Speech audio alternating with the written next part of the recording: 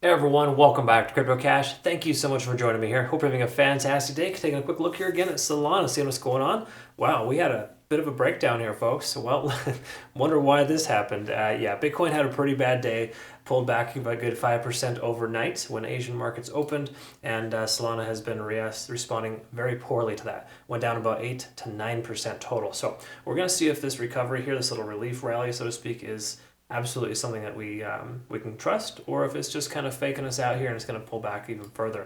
I think we're probably pretty safe though. Just big picture, we do have a bull flag type of pattern forming here. I think we're going to be in pretty decent shape in the overall sense. Probably going to still remain range bound within this range here, but a stronger likelihood of breaking to the upside too. Again, this is somewhat of a bullish pattern, so heads up on that. Again, not trying to sugarcoat it. This is not a perfect situation, but it is certainly not terrible either. I don't know. It depends on how you look at it. We got a nice average fill, even though we're still slightly in the red. It's still looking a lot better than it was before. So thanks to everybody for hanging out and hanging in there, so to speak. We're going to take a quick look at some key factors here. Just to quickly note, thank you so much for joining me too. Of course, if you're new to the channel, cryptocash.tag is a site if you want to become a better trader, or more important, just like, subscribe, and comment below. Deeply appreciate that. Help grow the channel. Thank you so much.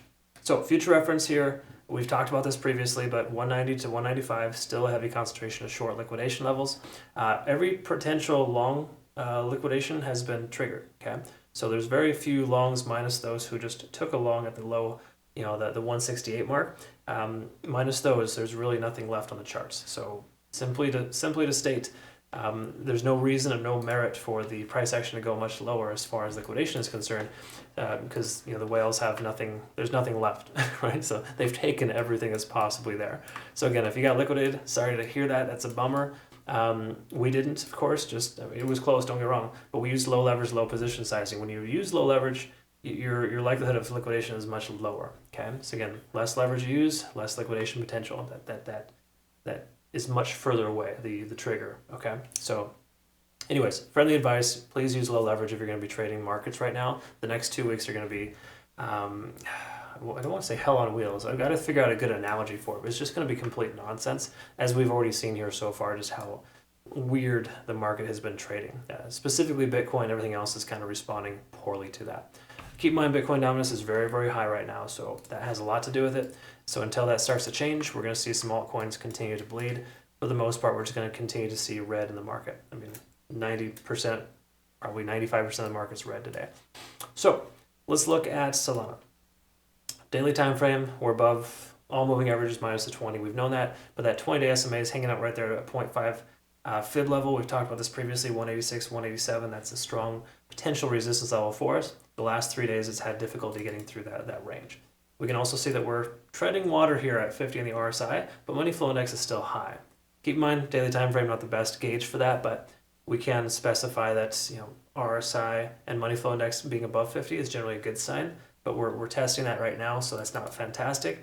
But that could hold depending on how the price action closes today. We need a closure at 175, 180 or higher if possible, to be able to kind of reverse that or to make sure that's not a reality. Having said that, MACD is still diverging. There's really no shift in momentum here at all. Okay, so the daily time frame is not a pretty daily time frame. It's not pretty at all. So taking a look at the 4 hour here, we're below all moving averages. We're testing the 200-day SMA tentatively. So I misspoke. We're actually below 3 out of the 4. The most important one here at the 200 is treading water right there at about 171, 172. So that's a previous support level based on 4 hour closures here. And we also want to recognize too, there's a support range here between 160 and 170 as a round number. Okay, again, that's kind of that lower support range. So until we lose that, we can presume that 160 should hold. But generally speaking, that's not like that's not like a strong a strong support level. It's just one candle wick all the way down to 162.50. What I'm getting at here is staying above this 172 mark today is important, because then we'd be able to confirm we're staying above the 200-day SMA, and that's a starting point for this downtrend reversal. We can also see here we got this sweet little bounce off of 30 on the RSI, money flow index roughly the same, and stochastic swinging up here. So it would make sense for the price to recover here, because we became very overextended on the smaller time frames. 4 hour time frame, we're at a 5. So hypothetically, we could plateau or continue lower based on that situation there. But if we look at MACD, it's starting to plateau. I feel like we've hit our tentative bottom here for Solana. So it shouldn't go much lower, depending on how you look at it. But again, we take a look at the volume profile here in the last, what is this, roughly since, it's roughly about a month's worth of trading right there. Yeah, so since March 8th or 9th, we can see here, the most amount of volume we have is at 185. That should have held as a support yesterday, but as soon as we took the trade, the price dropped. Okay, that's generally how things work in trading those two. You got to recognize, not a big deal, exactly why we have kind of a wide berth on our trades there. And at this point, still in decent shape. I wouldn't say it's optimal at all. Once we hit about the 178 range, it'll be break even. So if you want to consider closing that trade and walking away from it, totally get it. I might consider the same myself, depending on how the market looks later today. But generally speaking, should be in good shape there to see that bounce, or for this level at 172 to hold. Not only based on a simple moving average, but a decent amount of volume as well as the that lower trend line.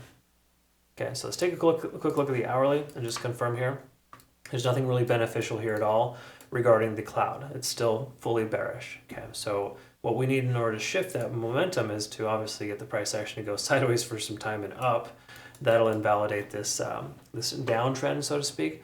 But until we can do that, there's really no reason to kind of presume it's going to discontinue. So again, I'm just going to draw this trend line out a little bit further so we can kind of pay attention. It's not an exact trend line because we did wake up here, of course. Got that false positive there. But generally speaking, you can see this little point here, right at about 184, 183.50.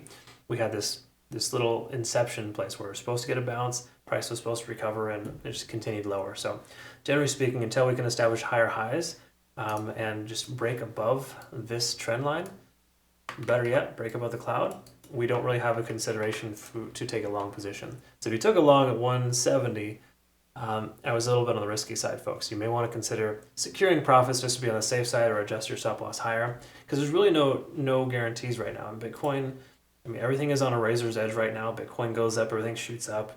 Bitcoin goes down, everything shoots down 2x. It's just, this is garbage trading conditions in my personal opinion, so I don't love trading these kind of markets. You can make things work, of course, but it's really difficult to find confirming factors in this current market, because again, as soon as you get confirmation it's going to go one way, the whales take it the other way, and it just becomes a big mess.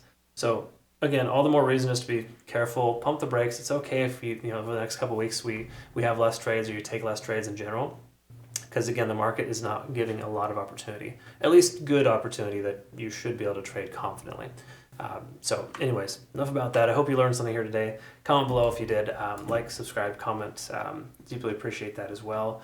Again, if you want to trade on Bitunix, phenomenal exchange, folks. Link down below. Nice reward benefits too. Be sure to check them out. I'm also looking at some other exchanges too, just to make sure we always stay ahead of the KYC requirements. So I'm just going to go ahead and see if there's a few other opportunities for some other exchanges, just so we have some flexibility there too. Okay, so I'll check that out in the meantime. I hope you have a good rest of your day. Thank you so much for your time. We'll see you next one.